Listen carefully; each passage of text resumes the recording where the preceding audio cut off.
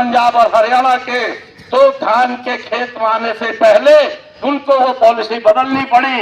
लेकिन कांदे के मामले में हमारा महाराष्ट्र का किसान, हमारा जो है आसपास का किसान पूरी तरीके से लूट चुका था। उसका जो है माल जो है सस्ते में चला गया और आज महंगे में जो है पूरे उपभोक्ताओं को देश भर में खरीदना पड़ रहा है।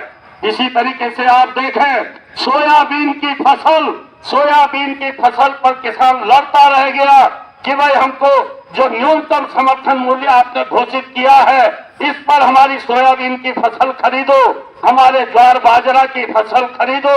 लेकिन कहीं भी उस पर फसल की खरीद नहीं हुई है। किसान पूरे देश में जो है लुटा है, आदिवासी पूरे देश में लुटा है। लेकिन आप बताइए इन चुनावों में क्या ये कोई एजेंडा बना है? कोई इन एजेंडों को लेकर के आ रहा है?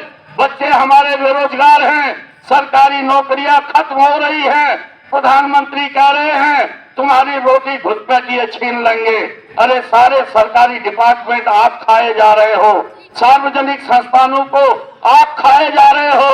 आपने जो है सारे सार्वजनिक संस्थान नीलाम किए हैं, आपने सरकारी जो भर्तियां हैं उनको रोक रखा है, आप जो है सरकारी पदों को खत्म कर रहे हैं। कहीं रोजगार अगर मिलना था हमारे बच्चों को तो वही मिलना था। आपकी जो पॉलिसी है उस पॉलिसी ने हमारे उद्योग धंधों को, हमारे व्यापार को, हमारे ट्रांसपोर्ट को, सबको तबाह कर दिया है। जहां हमारे बच्चों को ज्यादा से ज्यादा रोजगार मिलना चाहिए था, लेकिन आप जो है कह रहे हो कि घुसपैठिए रोजगार ले जाएंगे, रोटी खा जाएंगे। हमारी रोटी तो आप छीन रहे हो, हमारा रोजगार आप छीन रहे हो। इसलिए आपके खिलाफ इस चुनाव में आपको जो है इन जो प्रधानमंत्री हमारे नरेंद्र मोदी जी हैं उनकी पार्टी भारतीय जनता पार्टी है और उनकी छत्र छाया में ये जो चोरी की सरकार महाराष्ट्र में चल रही है शिंदे की, इस चोरी की सरकार को आपको सबक सिखाना है। और इस इलाके में मैं आपसे कहना चाहता हूं कि हम लोग CPI-ML लिबरेशन से जुड़े हुए हैं, हम इंडिया के घटक भी हैं। मैं आज आपके बीच यहाँ पर आया हूँ। पूरे महाराष्ट्र के अंदर हम लोगों ने जहां पर वामपंथ के लोग लड़ रहे हैं, ये जो लाल झंडे के लोग लड़ रहे हैं,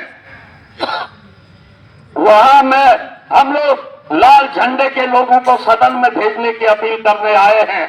इसलिए आए हैं कि ये जो लाल झंडे की ताकत है, जब भी आदिवासियों पर संकट आया, जब भी किसानों पर संकट आया, जब भी मजदूरों पर संकट आया, जब भी छात्र नौजवानों पर संकट आया, जब भी शिक्षा रोजगार का सवाल बना, व्यापार का सवाल हुआ, ये लाल झंडा है जो लाल झंडा जनता के हित में सड़कों पर उतरा है।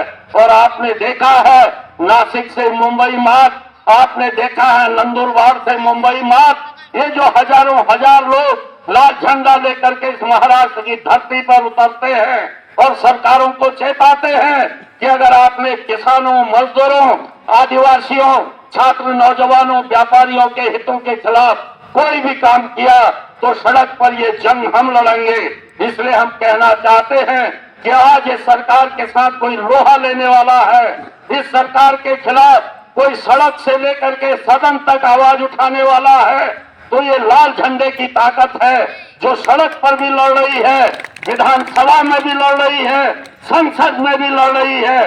इसलिए महाराष्ट्र की विधानसभा के अंदर इस बार आपका लाल झंडे के सिपाहियों का एक टीम महाराष्ट्र विधानसभा के अंदर जानी चाहिए।